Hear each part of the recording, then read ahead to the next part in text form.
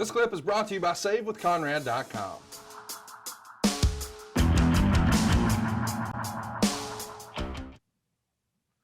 Jim Crockett's going to venture out to Wheeling, Pennsylvania on May 17th. Once again, the main event is featuring your pal Arn Anderson teaming with Ole once again against Manny and Thunderbolt.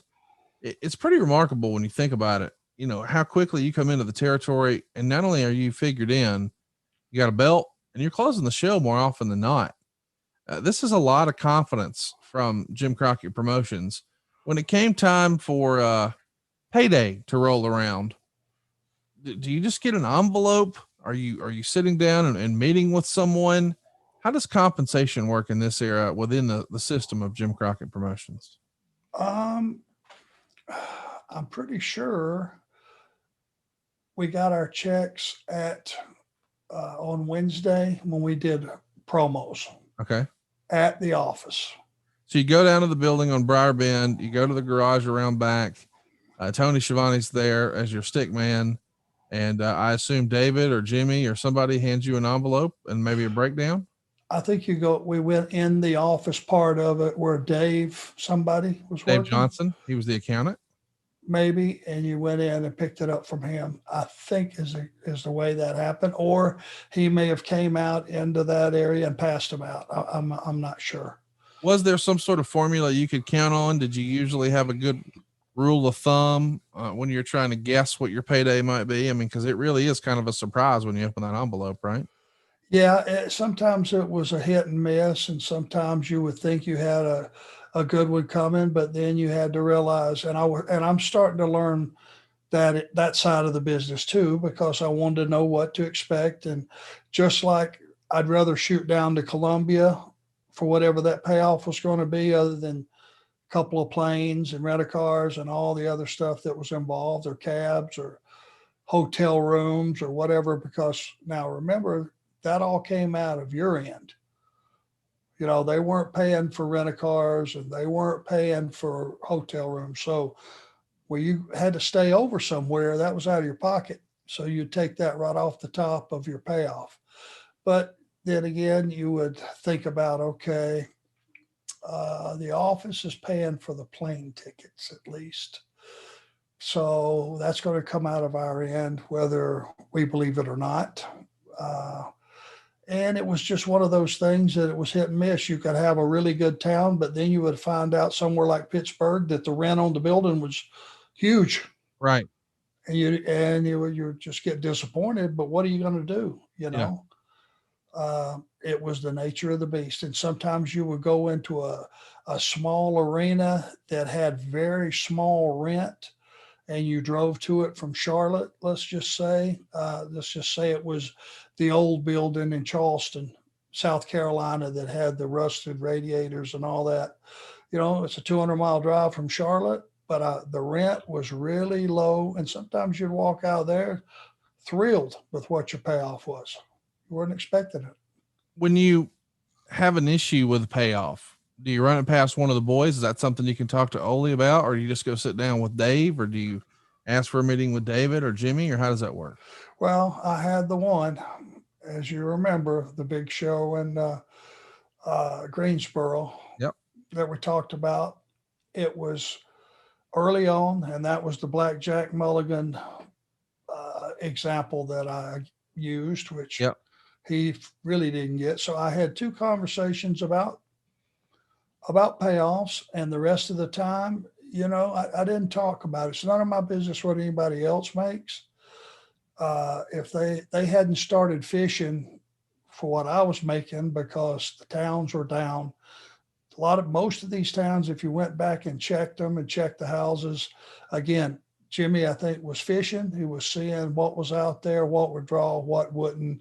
There was some more expenses involved than normally just driving everywhere. So there was a lot of variables in it. I didn't really discuss what I was making, but I saw that it was the fact that we were on last. I'm sure we were being compensated as good as you can for what the house was. And it had started to go up.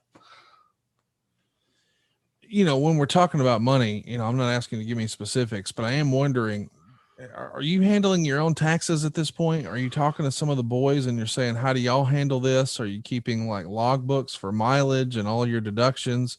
Is it mostly a cash business back in that day? Just talk me through that piece. Well, Tim Horner, which I owe for a lot of things, give me a place to live, teaching me in the ring. He also put me on a accountant. He said, you need to get an accountant right away. And he said, no matter what you do, this is a common mistake. Do not get behind on your taxes. Number one priority, pay your taxes. And he turned me on to an accountant out in Louisiana who I kept his name was Blaine Bear. Blaine, if you're out there, thank you, buddy. I had you for a long, long time, and he handled my stuff. Now, I wasn't making that much money, to be honest with you. I did not have big years in Pensacola. If you look at it as far as big years, I did not have a big year for sure with Bill Watts. So this was going to be 85 would be the first year that I had a pretty big year, and it hadn't started quite yet. We're not there yet. I do want to ask in terms of, the accountant. I know this sounds silly and some of our listeners are probably like, oh gosh, here goes Conrad, the mortgage guy again. But are you like turning in receipts and stuff on a monthly basis, a quarterly basis, or are you just saving it up and taking them a shoebox at the end of the year? Another thing I learned, everything that's spent on the road, you can write off. Now, you couldn't write off your rent, but gas, maintenance on your vehicle, hotel rooms, all that stuff, you could write it off. So every receipt that I got, because I didn't qualify for a credit card quite yet, I would just pay cash for everything. And I would take every receipt, and I had 12 of those big manila envelopes, January through December, and I put every receipt in there. God bless him, Blaine Bear got 12 of those, and with just a bunch of random receipts. But, I tried to keep them in order. I took one of those paper clips and slipped them on there so they were semi in order, and it probably wasn't as hard for him to figure out what I owed. Plus, I paid my quarterlies, which is a big part of it. That's how you didn't get behind. Pay your quarterlies. So as we're talking about, I get it. It's a wrestling podcast, but he's saving us money on our mortgage. Do you really trust this process? The reviews don't lie. 5-star review after 5-star review. We make it fast, we make it easy, and it's no cost or obligation. Give us a shot to earn your business. I'm telling you, you'll be glad you did, especially if you like keeping more of your own money. You don't need perfect credit or money out of your pocket. So what are you waiting for? Hurry to savewithconrad.com. The business of professional wrestling. Are you so far in your run? Are you pleased with your payoffs? I know you had the one payoff you weren't tickled with, but now that, you've sort of settled in overall, by and large, you're happy with your creative. You're happy with your position on the card. You're happy with your championship status, if you will. Income wise, has it met your expectations? Here is what helped me. It had went up, but it was still along those lines of, I want to say it was around, I was probably averaging maybe 1,200 a week. Here was that's top line gross before you pay your expenses. Yes. Yeah. That was, and now all your expenses came out of it. All your taxes came out of it.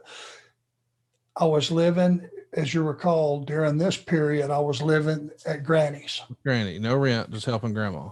I took that money that I would have been paying for rent and all that went to her, paid all her bills. So that saved me.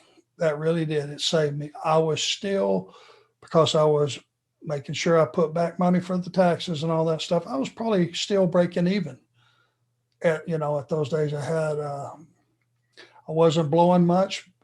because you were traveling every day. You don't have a chance to spend it. Yeah. Where are you going to go? Every single day was like, even if you were on the driving end of it, it was at least at a bare minimum 200 miles that you were driving, 100 down, 100 back. And at the most, it could be 340 each way. So you worked every day. There's no such thing as days off. So you were working. There wasn't any time to spend any money. Hey, it's Conrad Thompson. Thanks for checking out the podcast here on YouTube. Be sure to hit the subscribe button and the notifications bell so you get a notice anytime we upload some new content. And go save yourself some money right now. If you're in a 30-year loan or you have credit card debt, it's not a matter of if I can save you money. It's a matter of how much. Find out right now for free at savewithconrad.com.